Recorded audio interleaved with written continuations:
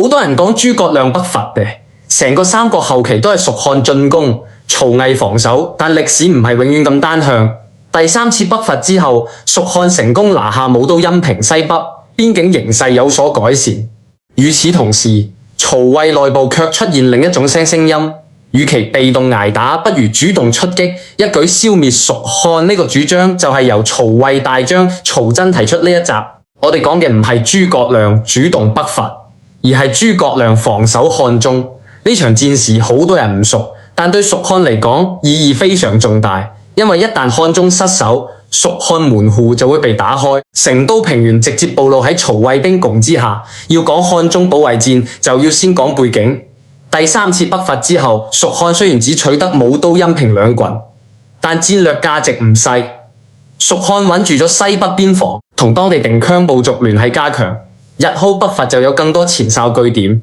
與此同時，曹魏西線長期被蜀軍騷擾，關中、涼州一線防備壓力愈來越大。曹真呢個時候已經係曹魏重要軍事統帥，佢長期對抗蜀漢，對諸葛亮嘅用兵風格非常了解。佢認為蜀漢多次出兵北伐，國力其實都唔輕。蜀漢本身國勢民少，長期戰爭消耗大。如果曹魏集中多路大軍主動進攻漢中，就可以利用關中、荊州等地兵力優勢，分進合擊，令蜀漢難以兼顧。曹真嘅計劃係多路伐蜀，主力由長安出發，經子午谷進攻漢中，另外一路由斜谷進兵，再配合荊州方向嘅軍隊，由漢水而上，形成夾擊之勢。呢個計劃如果順利執行，曹魏確實有可能對蜀漢構成巨大威脅。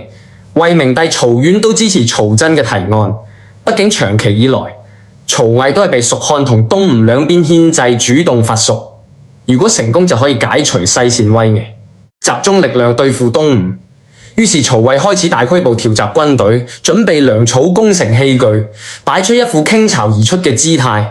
消息傳到漢中，諸葛亮即刻警覺，佢知道呢一次唔係局部騷擾，而係曹魏針對蜀漢發動嘅大規模進攻。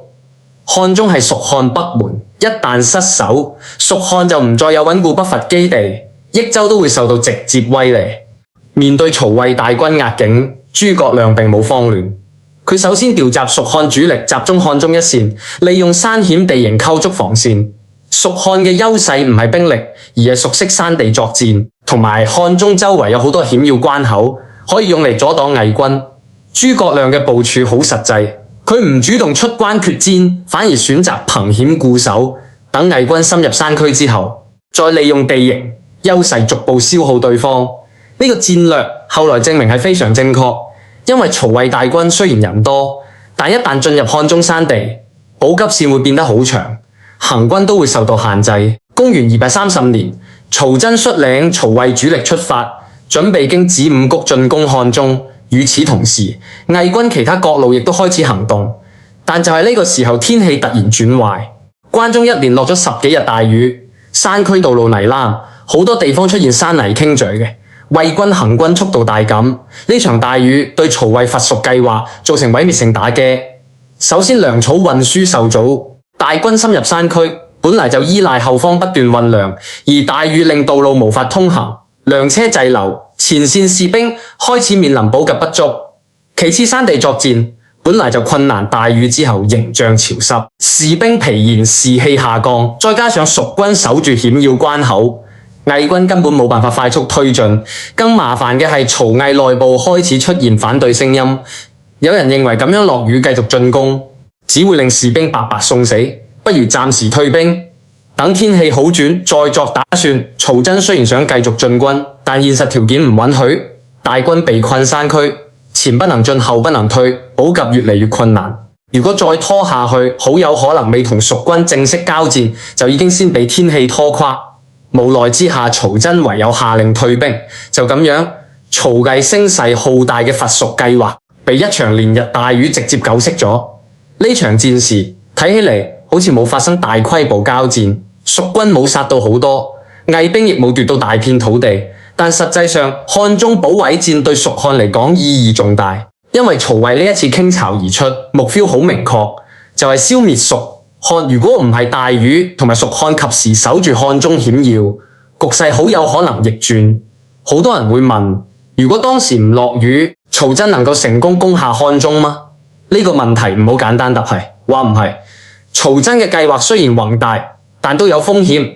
首先，子午谷、斜谷呢啲道路本嚟就險要，蜀軍熟悉地形，容易切伏。其次，曹魏大軍深入蜀地，補給線長一旦被切斷，就會陷入被動。再者，漢中地區本嚟就有諸葛亮經營多年嘅防體，係唔係一朝一夕可以攻破？但話雖如此，如果天氣唔幫蜀漢，曹魏確實有機會對漢中構成巨大壓力。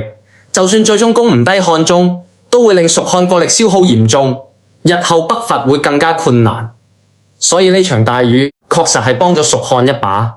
呢次退兵之後，曹真返到洛陽，身體狀況開始變差，長期帶軍作戰，加上呢次遠征勞累，曹真健康急轉直下，不久之後就病逝。曹真嘅死對曹魏西線防務影響都幾大。之後曹魏對蜀漢嘅防構逐漸交由司馬懿、張郃等人負責，三國後期嘅權力格局亦都開始慢慢變化。蜀漢方面，諸葛亮成功守住漢中，證明咗蜀漢仍然有能力抵擋曹魏大規模進攻。呢一次訪曹勝利唔單止穩住咗漢中局勢，仲為之後第4次北伐爭取到時間。諸葛亮並冇因曹魏退兵而放鬆，反而繼續整頓軍隊，加強漢中防卡，同時準備再次出兵北伐。睇漢中保衛戰，唔應該只睇武打大仗，而應該睇到當時蜀漢面臨嘅生死壓力。曹魏主動伐蜀嘅，說明蜀漢北伐唔單止係進攻，亦都係為咗迫使曹魏被動防守，冚低益州被直接進攻嘅風險。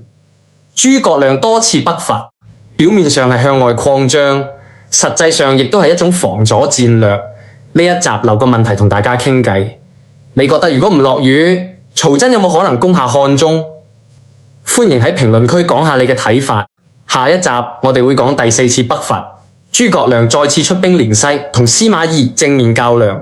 呢一次蜀漢面臨嘅唔止係魏軍，仲有蜀漢內部嘅糧草問題同權力矛盾。